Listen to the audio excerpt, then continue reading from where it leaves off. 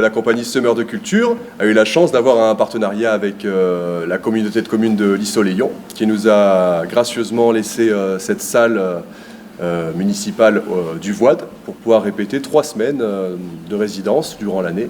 La première du spectacle qui aura lieu mardi 28 mars, ici même, pour les écoles, pour l'école Saint-Joseph du Voide qui aura la primeur de la découverte de notre spectacle. Ici, Tortue Reporter pour Sankaku TV. Eh bien, ce spectacle s'appelle Le Cercle des espèces disparues. C'est une création originale que j'ai commencé en 2015 à écrire et puis qui s'est développée d'année en année en fonction des rencontres et puis des envies.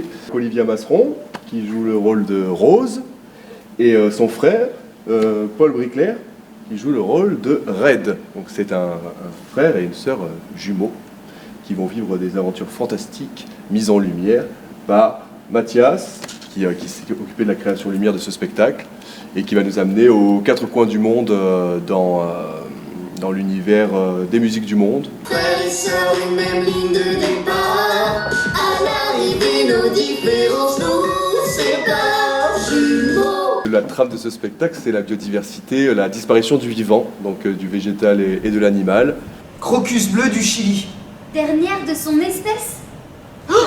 Et la nécessité de sensibiliser les enfants à la problématique des espèces menacées et en abordant différentes problématiques comme la déforestation, la pollution, la chasse, la surpêche.